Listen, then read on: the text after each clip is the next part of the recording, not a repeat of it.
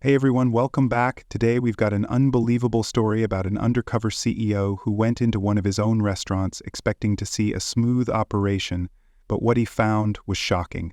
Overworked employees, terrible management, and a toxic work culture were ruining everything. But instead of just taking notes, he took action in a way no one saw coming. This undercover mission didn't just expose the truth, it changed lives. Stick around, because this story will make you rethink what true leadership really means. Ethan Hayes sat in his sleek modern corporate office, staring at the latest quarterly report from Hayes Family Diners, the restaurant chain he had built from the ground up. On paper, everything looked great: steady profits, high customer retention, and efficiency improvements. But something about it didn't sit right with him. Over the past few months, he had received numerous complaints from customers and employees alike. Negative reviews cited slow service, unfriendly staff, and declining food quality, while whispers of overworked employees and toxic management had started surfacing from anonymous employee feedback. Ethan wasn't the type of leader to ignore problems, especially when his company's reputation was on the line. Frustrated, he turned to his executive team for answers, but they assured him that things were under control. "It's just the industry, Ethan," his COO had said dismissively. "High turnover, staff burnout, it's normal." But Ethan refused to accept that excuse.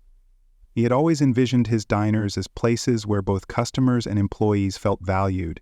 If something was wrong, he needed to see it firsthand. That's when he made a bold decision. He would go undercover as a customer in one of his own restaurants. To ensure he wouldn't be recognized, he chose a location he had never personally visited, one of the busiest in the downtown district. The restaurant had seen an increase in staff resignations and negative reviews, yet corporate reports didn't reflect those struggles. He planned his disguise carefully: scruffy facial hair, thick-rimmed glasses, a faded hoodie, and thrift store jeans. Instead of driving up in his usual luxury sedan, he took public transport, fully committing to the role of an average diner patron. As Ethan stepped out onto the busy city street and approached the restaurant, a tight knot of unease formed in his stomach. He wasn't sure what he would find inside, but he knew one thing: he wouldn't rely on second-hand reports any longer. If something was broken in his company, it was time to fix it himself. Taking a deep breath, he pushed open the restaurant's glass doors, ready to uncover the truth. As Ethan stepped through the glass doors of Hayes Family Diner, the first thing that hit him was the overwhelming sense of chaos. The lunch rush was in full swing, and the atmosphere buzzed with a mixture of clattering dishes, impatient customers, and overworked staff rushing between tables. A line had formed near the hostess stand, but no one seemed to be managing it properly. Ethan adjusted his hoodie and pulled the brim of his baseball cap lower, blending in as he casually took a spot at the back of the line. He observed the tension in the air, the way the employees moved, frazzled, unfocused, and clearly under pressure. At the front of the line, a tired-looking waiter with dark circles under his eyes was trying to manage multiple customers at once. Ethan saw his name tag: Ryan. The young man forced a strained smile as he seated a couple, but his shoulders sagged the moment he turned away. Ethan could tell he was exhausted, likely overworked and understaffed. The kitchen window behind the counter revealed an equally hectic scene: cooks working frantically, a stressed-out barista preparing multiple coffee orders alone, and trays of food stacking up under the heat lamps, waiting to be delivered. Something was definitely wrong here. After a few more minutes, it was finally Ethan's turn. Ryan barely glanced up as he grabbed a menu and gestured toward an open table. "Right this way," he said, his voice flat with fatigue. As Ethan slid into the booth, he ran a hand over the table's surface, feeling the slight stickiness of an uncleaned spill. His gaze traveled around the diner. Dirty plates sat on non-bussed tables, and some customers looked irritated as they waited for their food. A pair of servers rushed past him, and he caught snippets of their whispered conversation. "I haven't had a break in 3 hours. We're so short-staffed, I don't know how we're going to make it through dinner." His suspicions were confirmed. His diner wasn't operating the way he had envisioned. Employees looked more like burned-out survivors than part of a thriving team. He needed to experience it all firsthand, but for now, he simply observed, listened, and waited. When Ryan returned, looking apologetic for taking so long, Ethan smiled and placed his order. He wasn't just here to eat, he was here to uncover the truth about what was happening behind the scenes.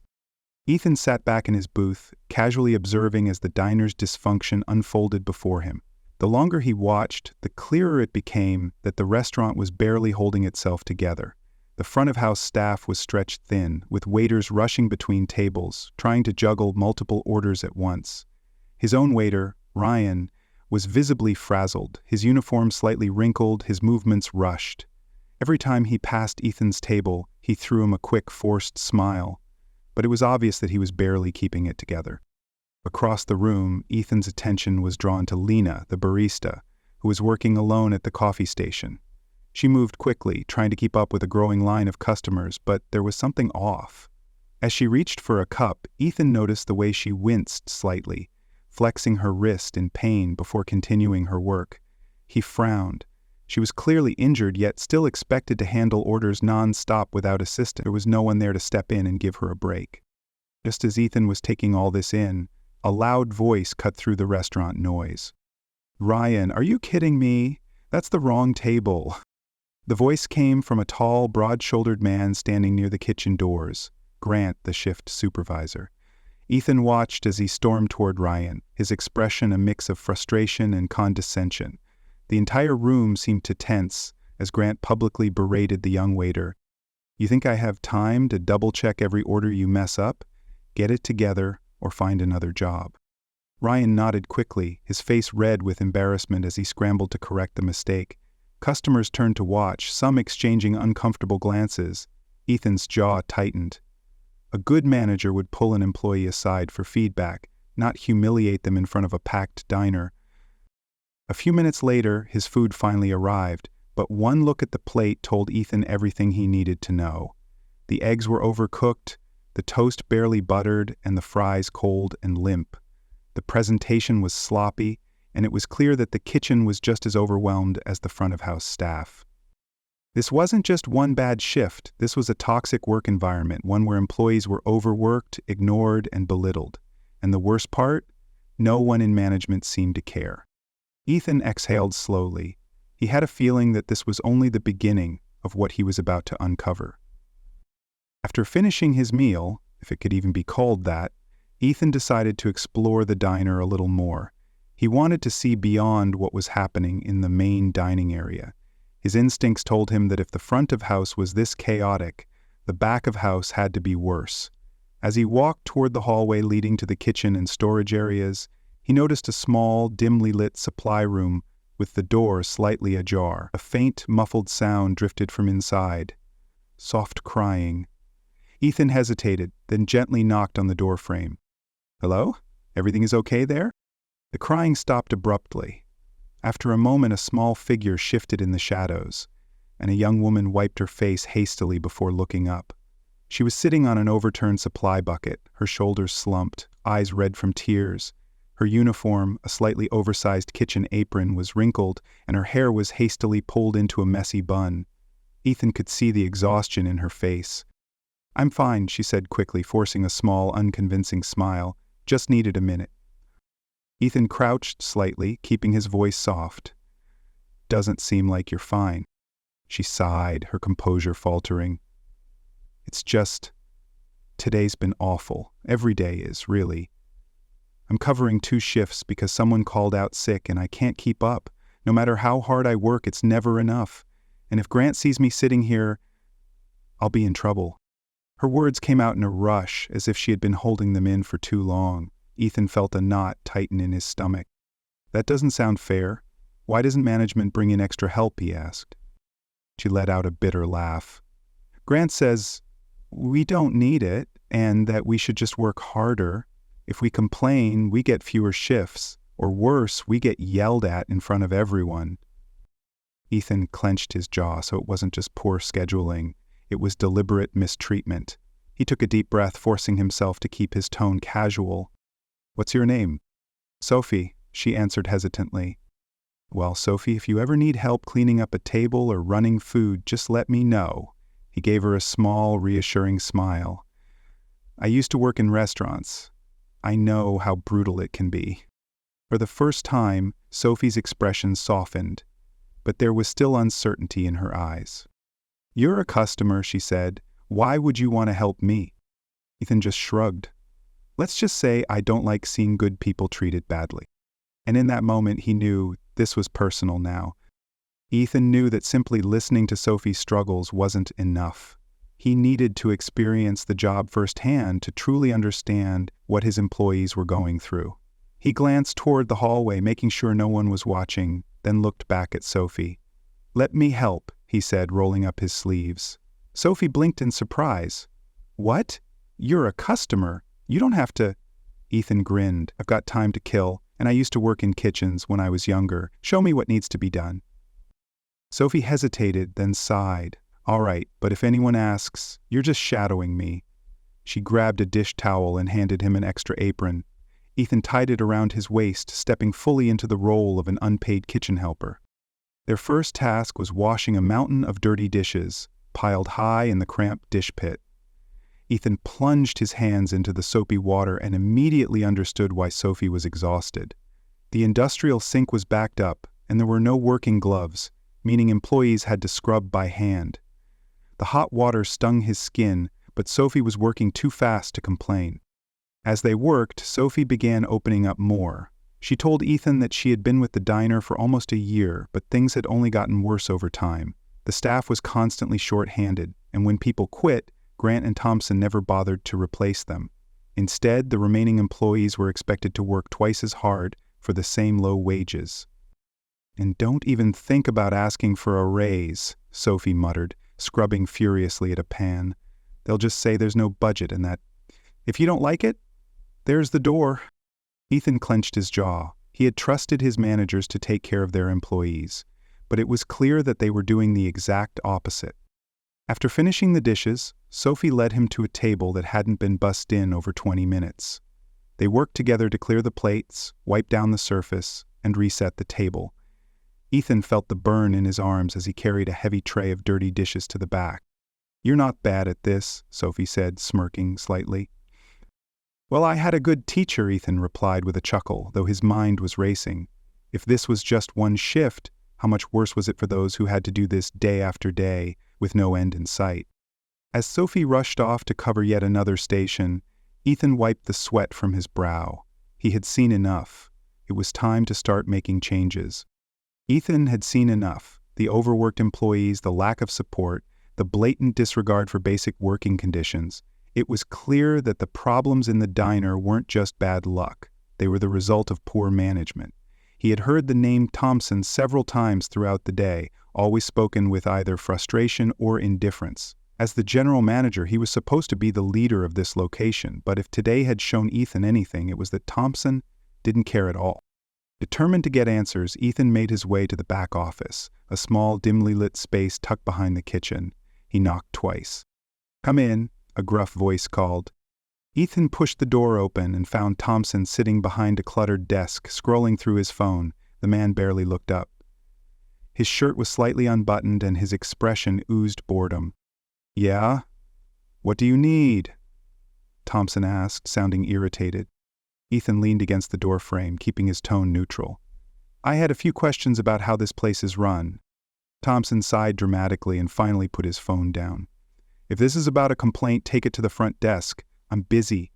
Ethan raised an eyebrow. "Busy with what exactly?" That got Thompson's attention. His eyes narrowed slightly. "Excuse me?" Ethan shrugged. "I've been here for hours. Your staff is drowning, the floor is short-staffed, the kitchen is overwhelmed, and your barista is working through an injury.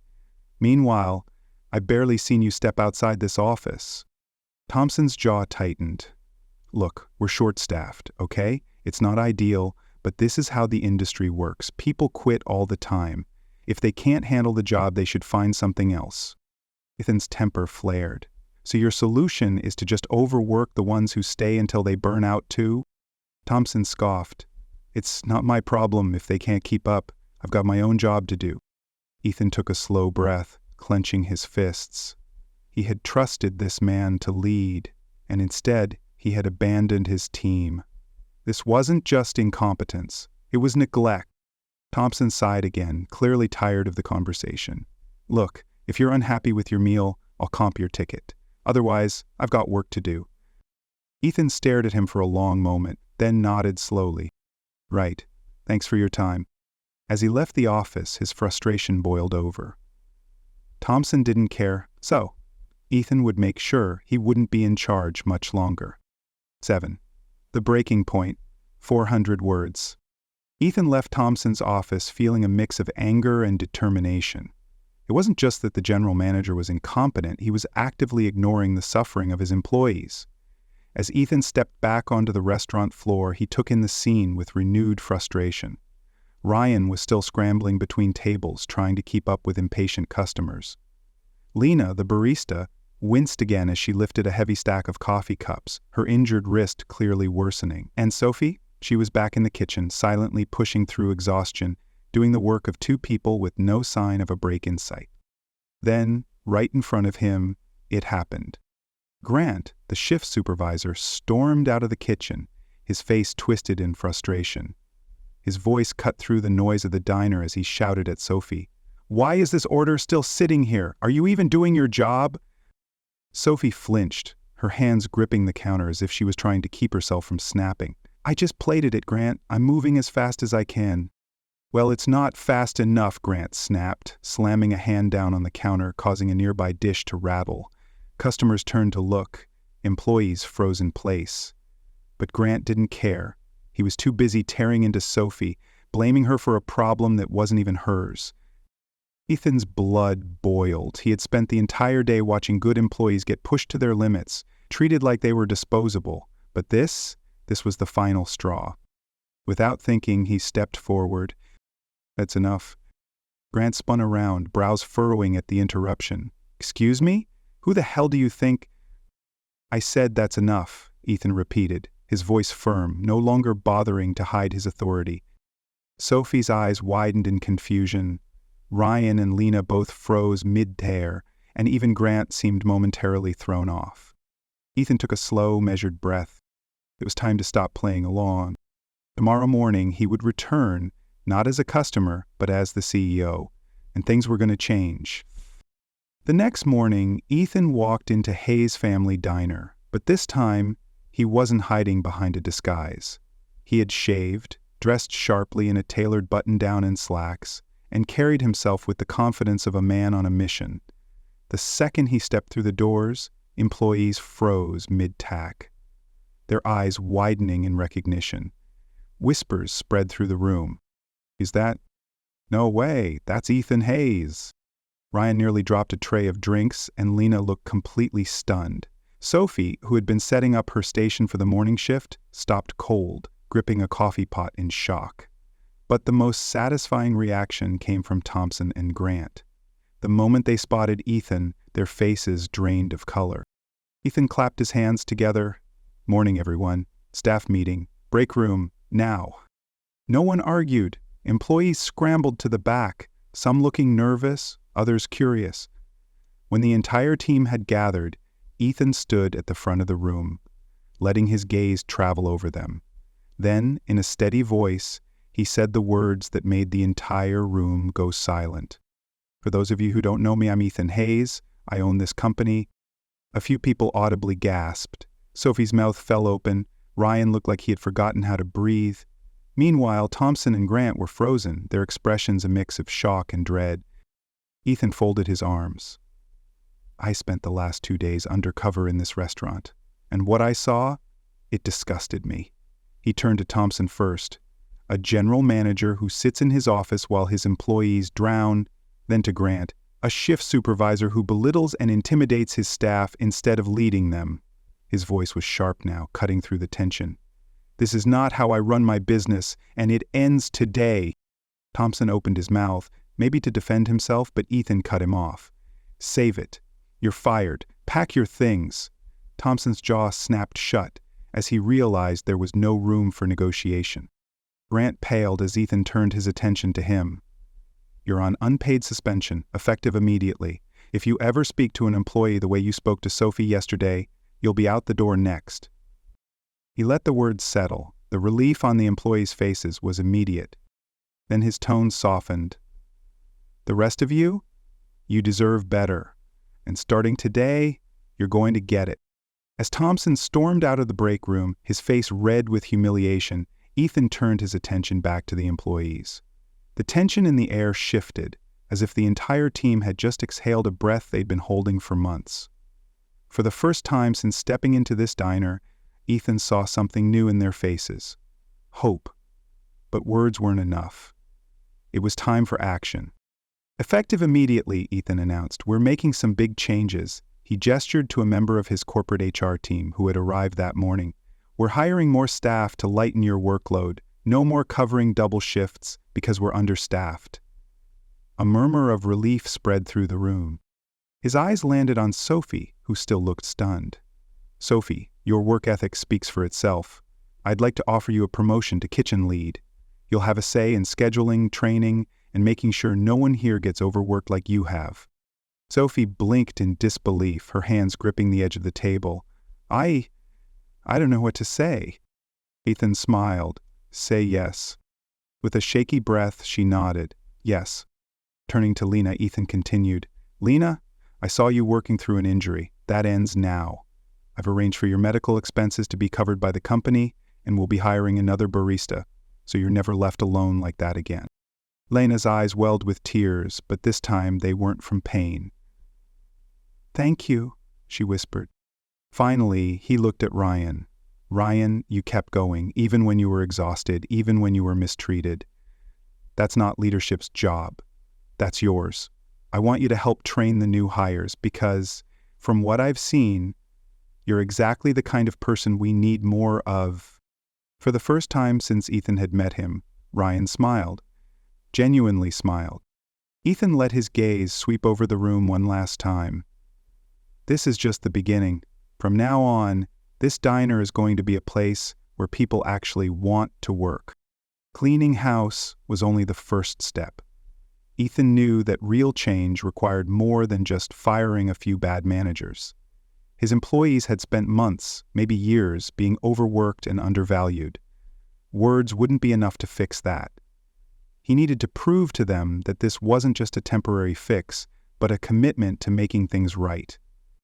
The very next day, Ethan returned to the diner, not as a CEO giving orders, but as a leader ready to listen. Instead of sitting in an office, he spent time with employees, asking what they needed to make their jobs better. He had lunch in the break room with the staff, learning their names, their struggles, and their frustrations. He made it clear that they could now speak up without fear. No more retaliation, no more intimidation. True to his promise, new hires arrived by the end of the week, bringing relief to the overworked team. Schedules became more balanced, and breaks were actually enforced. Employees who had been considering quitting stayed, curious to see if things would really improve. And slowly but surely, the diner started feeling like a workplace they could actually enjoy, not just survive. Ethan also implemented direct employee feedback sessions. Once a month, he or a senior executive would personally visit every location, sitting down with the staff to hear their concerns firsthand. No more hiding behind corporate reports, no more excuses. Sophie, now kitchen lead, took on her new role with determination. She made sure the kitchen was organized and fair, treating her team with the respect she had never received before. Lena, no longer forced to push through pain, actually smiled during her shifts. And Ryan, with new hires to train, thrived in his position. By the end of the month, the change was palpable. The employees worked with more energy, more confidence, knowing they were finally being seen and valued. Ethan had fixed one location, but this was only the beginning. He had a whole company to rebuild. A month after going undercover, Ethan walked into Hayes' family diner once again, but this time it felt completely different. The tense, overworked atmosphere had been replaced with something lighter, something better. Employees weren't just rushing to survive the day anymore. They were working together, smiling, and actually enjoying their jobs. Customers noticed too. The service was faster, friendlier, and the food finally reflected the standards Ethan had built his company on. As he moved through the restaurant, Ethan took the time to greet employees by name, stopping to check in. At the coffee station, Lena was training a new barista. Her wrist finally healed and no longer overworked. 2 baristas during peak hours? That's a first, she joked as she handed him a fresh cup of coffee. This time, her smile wasn't forced. In the kitchen, Sophie stood at the pass directing the line cooks with confidence. The timid, exhausted girl he had found crying in the supply closet was gone, replaced by a leader who now had the support and authority she deserved. When she caught Ethan's eye, she gave him a small wave, and he nodded back. At the front, Ryan was showing a new hire how to handle the register, his posture more relaxed than Ethan had ever seen. "It's easier when you're not drowning," he said with a grin when Ethan clapped him on the shoulder. But the biggest change wasn't just in the employees, it was in the culture. People felt valued, respected, and most importantly, heard. The diner had transformed, not just because of new policies or higher wages, but because leadership had finally stepped up. Ethan took a deep breath, satisfied. But he wasn't done. This was only one location.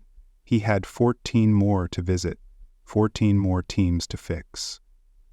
But this experience had taught him something he would never forget. A business isn't just numbers on a spreadsheet, it's people. And if you don't take care of them, the whole thing falls apart. That was a mistake he would never make again.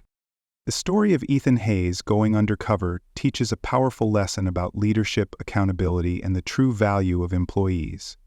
As a CEO, Ethan had relied on corporate reports and secondhand information, believing his business was running smoothly. But once he stepped into the reality of his own restaurant, he realized the truth. His employees were overworked, undervalued, and suffering under bad leadership. The biggest takeaway: a company is only as strong as the people who keep it running. Numbers might look good on paper, but if the workplace culture is toxic, everything will eventually fall apart. Ethan learned that leaders must be present, engaged, and willing to listen, not just to their managers, but to the employees doing the hard work every day. By taking action, Ethan restored trust, created a healthier work environment, and proved that good leadership isn't about authority, it's about responsibility. Employees who feel valued and supported perform better, stay longer, and ultimately help a business thrive. The story serves as a reminder to all business owners: success isn't just about profit, it's about people, and if you take care of them, they'll take care of your business.